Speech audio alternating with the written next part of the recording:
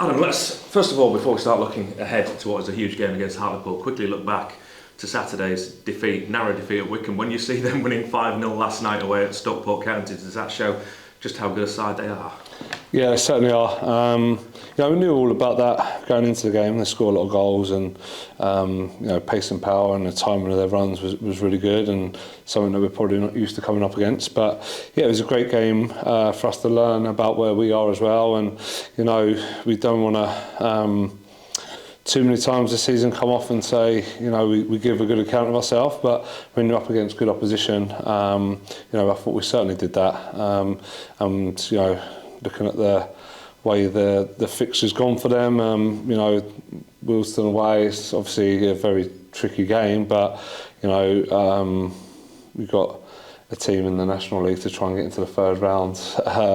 Obviously, a bit of disappointment we couldn't quite extend the game, because I thought the longer the game went on, really fancied us. I thought our fitness come into it, and I think our S&C guys spoke to their one, and I think it was the most that they had run other than Aston Villa in pre-season. So, testament to us. I thought it was a really good game. I thought we grew into the game and really give them some problems. And I presume you've looked back at the game. How do you feel about the decisions that went against your team? Has your opinion changed on any of those, having looked back at it? Yeah, I think it was soft, the free kick. The penalty, you can see why it's given. Obviously, I think Callum Howard doesn't give you a clear indication of, because he's there as well. So you can't really see it from the angle that I've seen to go into it too much, whether it's a penalty or not. But I think Malakai's one soft, and if you're giving soft free kicks like that, then two hands in the back on tie should be a pen, in my opinion. But like I say, we're not going to be sour grapes. They was very clinical, and we looked at how we can deal with the free kick, so that the wall can jump. Maybe put someone underneath it, stopping the ball going under the wall, and then allow the boys to jump. So we took what we could from the game, and there's lots of positives, but there was certainly lots of stuff for us to improve on as well. Actually, quickly about the free kick, since you brought it up, because Luke Leahy, I don't know if you've seen his interview afterwards, he talked about the way the wall was set up, and he thought there was an opportunity there to get it over as big, small. He said the men you had in that wall. Was it lined up correctly, or was it just a great free kick? Yeah, I think, obviously it was a very good free kick, but we'd look at it and see how we can improve.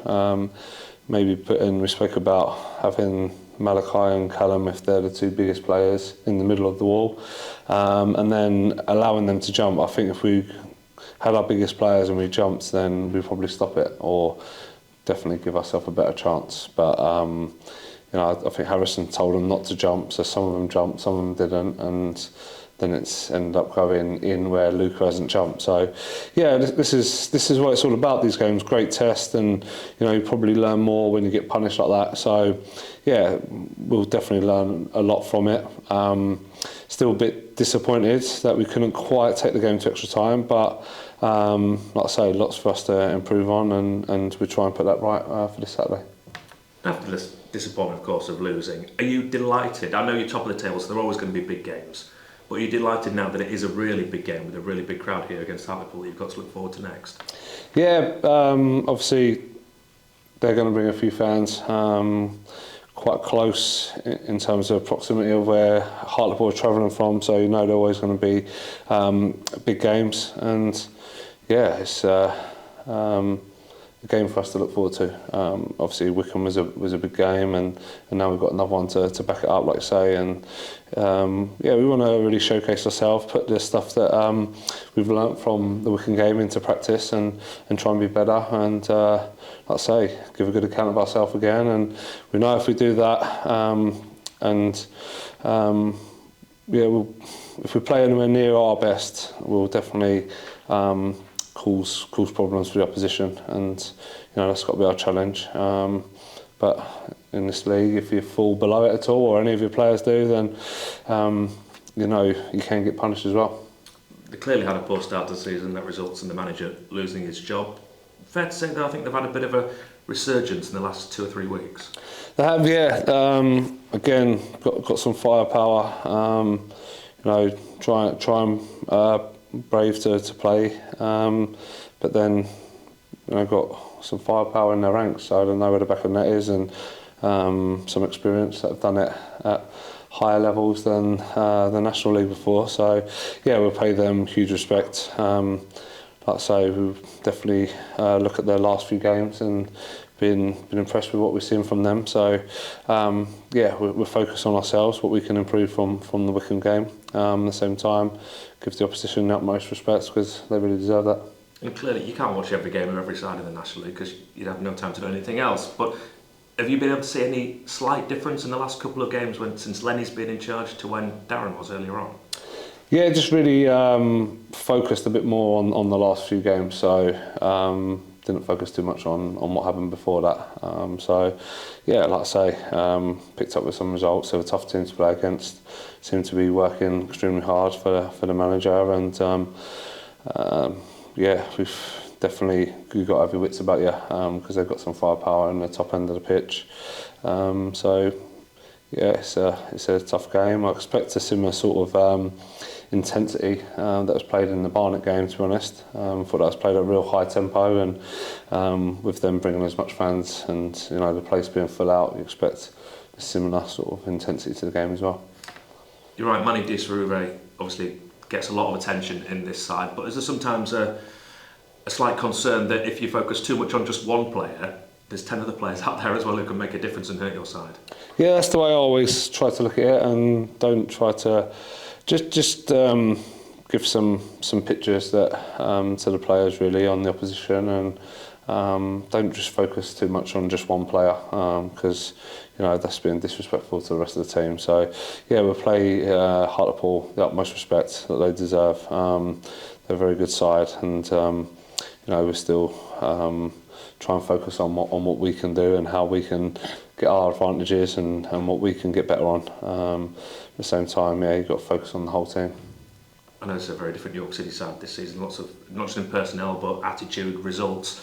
It's been quite a while since York City beat Hartlepool, and with it being one of their closest rivals, I think the fans would really love this weekend if you could get 3 points.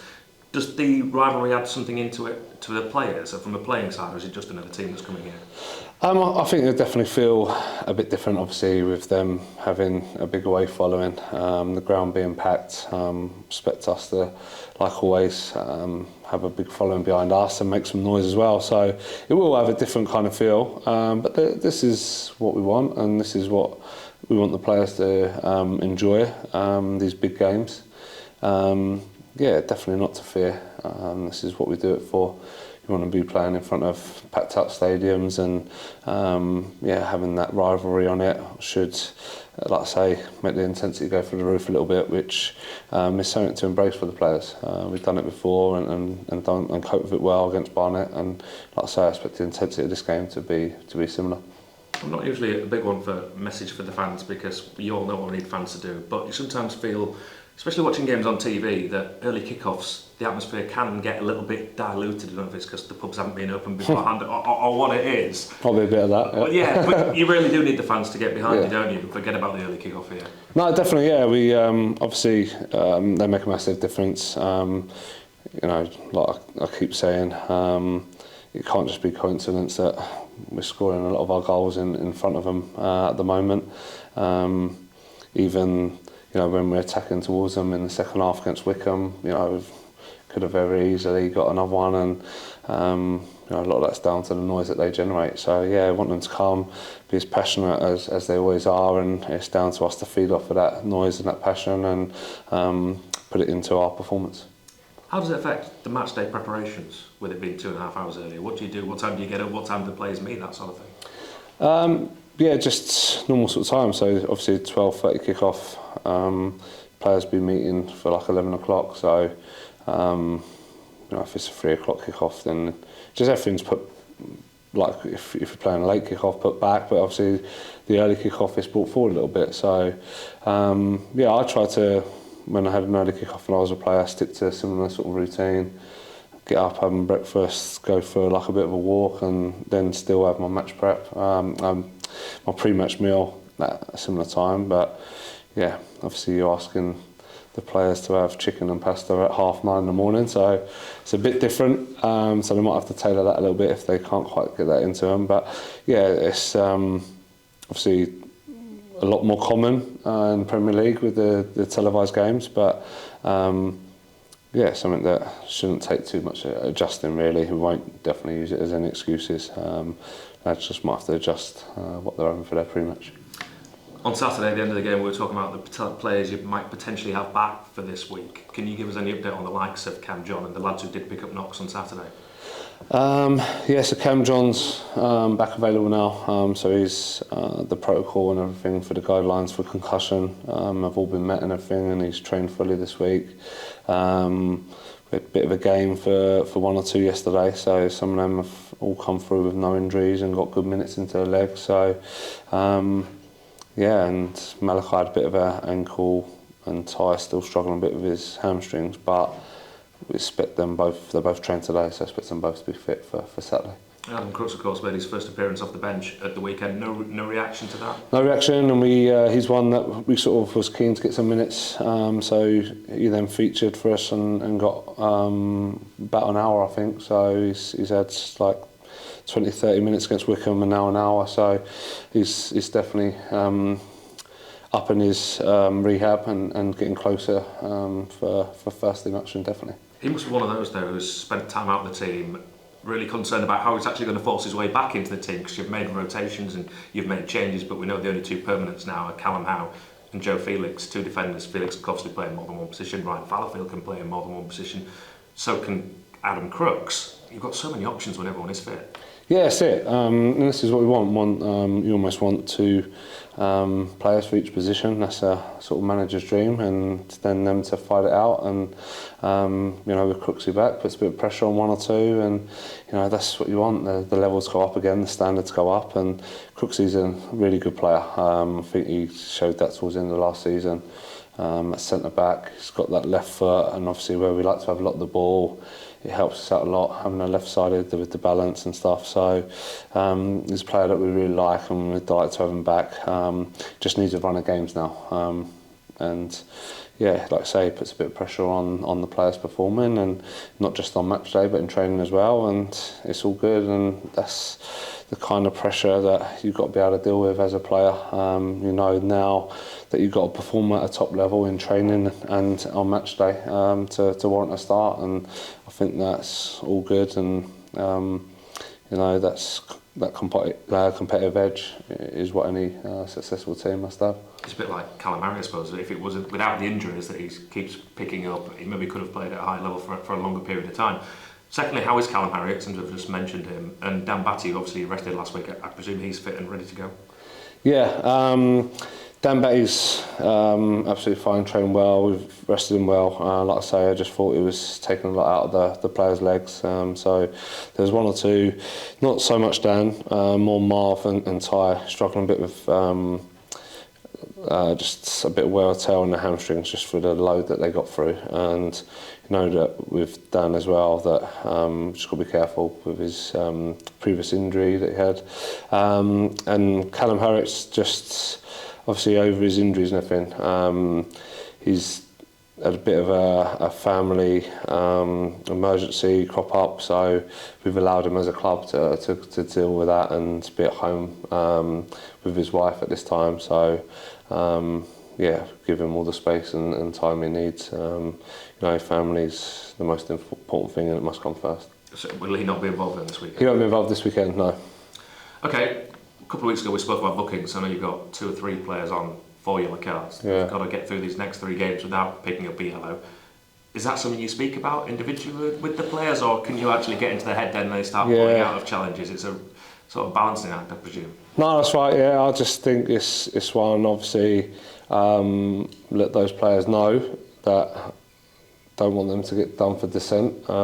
With Ollie Pearce, he likes to let the referees know. I've seen that a few times over the last few years, so he's one definitely that we don't want those silly bookings. Obviously, if there's a challenge to be made, especially when you've got your rivals come into your home ground and it's full out, then you don't want them to pull out of any challenges. At the same time, you don't want any needless bookings, and you know, that'd be the message to them really. You know, keep their opinions to themselves for a couple of games. Don't go celebrating in the crowd. I think No, that's it, yeah, another one, yeah. No, he's picked up some silly ones, and, he's in good form, he's in a good place, and, like, when you've got a good squad, he doesn't want to, give his shirt up either. So that's the message to the players. The last thing you want at this stage, when you've got players coming back and a healthy squad, is to give up your shirt, and especially if you're picking up silly bookings. So, yeah, that would be the message to him. Final one, the early kick-off does give you the opportunity, if you win, to go 4 points clear and then watch the other scores and put a little bit of pressure maybe on some of the teams beneath you. Will that be mentioned ahead of the game? Not really. Obviously, when the game's done, and if we're fortunate enough to come away with the 3 points, then it'd be a lovely position to be in. But it's one to look forward to after, really. We know that the job in hand is not going to be handed to us by any stretch of imagination, and we've got to be at our best, so that's where our focus needs to be. Great, thank you. Thank you. Hi Adam. Hiya. Even though you lost last Saturday, you must have travelled home with heads held high. How was the mood amongst the squad as you came back to York and this week? Yeah, we'd won really. Obviously, we knew we was coming up against a really talented team, and like I say, I thought we still was brave to play our way. We still created some chances and give a really good account of ourselves, but we want to be more than that. And yeah, there's lots for us to focus on and learn from, really. So we come away watching the game back on the bus and seeing where we can improve, and definitely stuff that we can improve on and get better at. But lots of good stuff added in there as well. So yeah, real mixed feeling. We don't want any player or any member of staff to be happy or be comfortable with us losing games of football. That's not become the norm for us recently, and it's definitely a feeling that we don't want to experience too many times moving forward, but with that, it gives us a chance to really learn and see where we can improve, and I thought that was the case, and that was the feeling that I got travelling back, really. First goal last week for Joe Felix, you must have been pleased to see that one going. Yeah, it's an unbelievable finish. Both the finishes I thought were excellent, of real top quality, probably League One quality, both finishes. Watching Joe's ones back, he didn't realise, like, right behind it, and could see it was going in as soon as it left his foot, but didn't realise how much of a tight angle it was on with his left foot. He's got so much ability. I think he's played right back, left back, centre mid for us, and in all those positions performed at a very high standard. I didn't think when he was playing at full back, when he was playing in that centre midfield, he looked out of place against very good League One opposition, so that will give him a real boost, and obviously the goal will as well. Not something that we want Joe to worry too much about his game, scoring goals, but obviously it's a very good added bonus, and we want him to contribute more goal contributions. I think his crossing and his end product when he gets in the final third can be better, so really pleased that he's got a goal, and hopefully that'll give him confidence. Hartlepool this weekend, almost a local derby, bumper crowd expected here.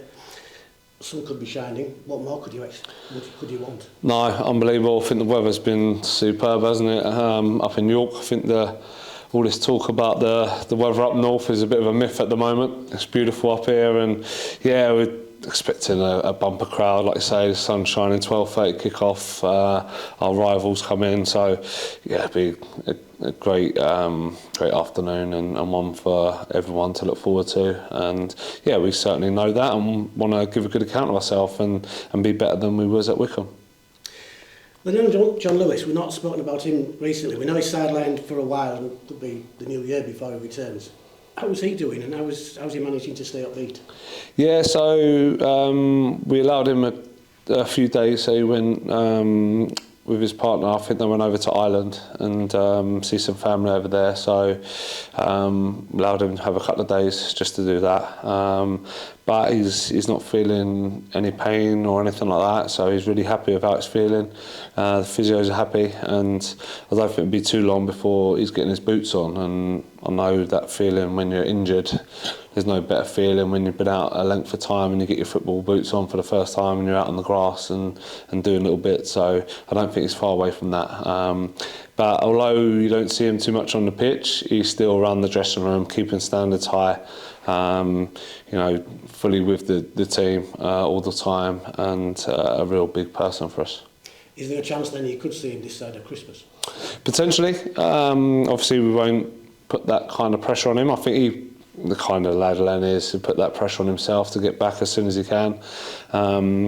He's desperate, obviously. He's done superb for us at the start of the season, and then the lads have managed to keep it going. So he's just so keen to get out there, and he's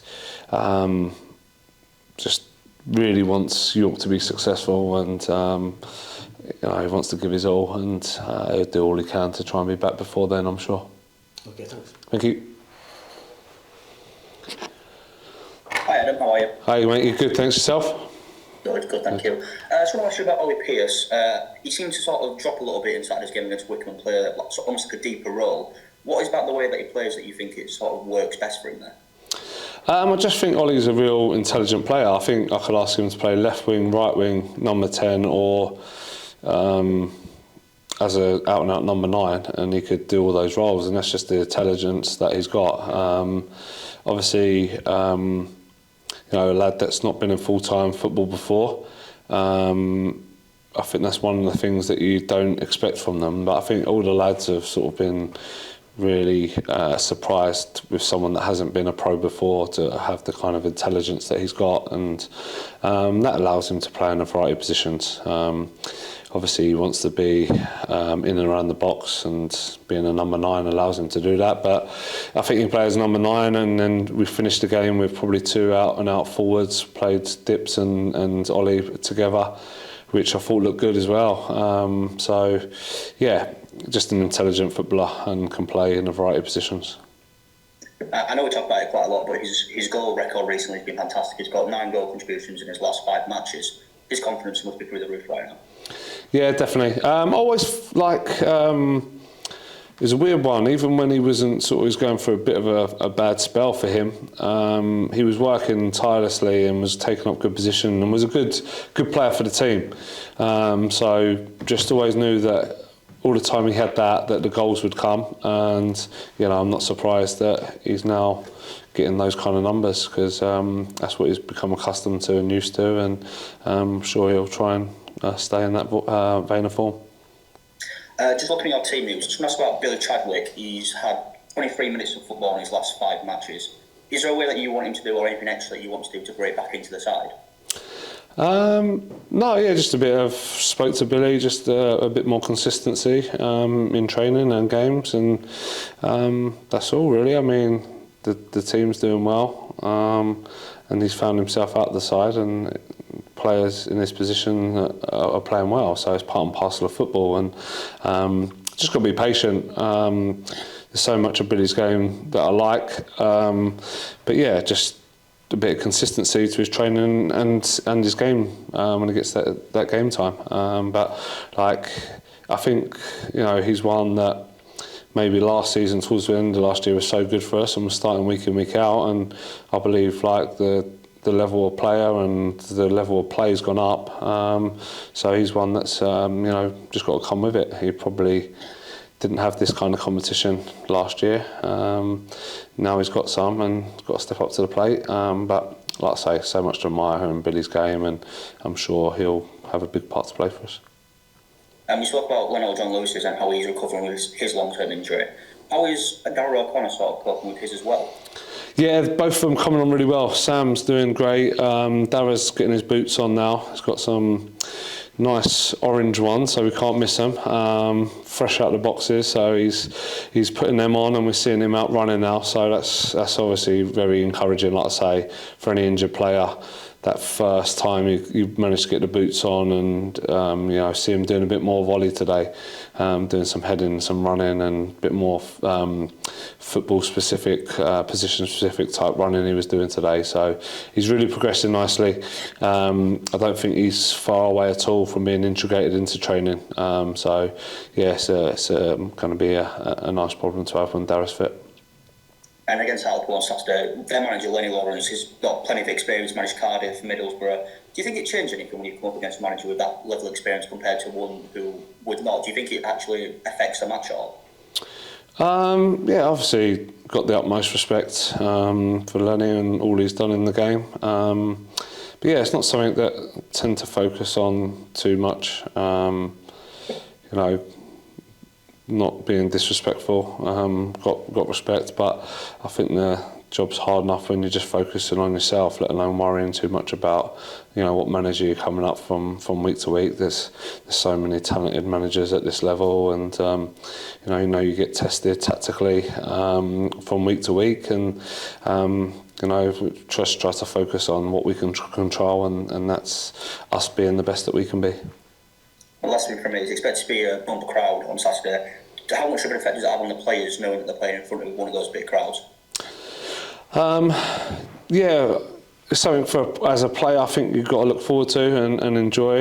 It's something that we want to become the norm here. We want to start getting sell-out crowds here. I think in my sort of short spell that I've had, I think this could possibly be like the third time that it's sold out, and each time it's been unbelievable as a manager to experience, and you want the players to really embrace it and enjoy it. And like I say, we want it to become the norm. We want you know, behind both goals to be full of York City supporters, and you know, I'm sure we can generate that.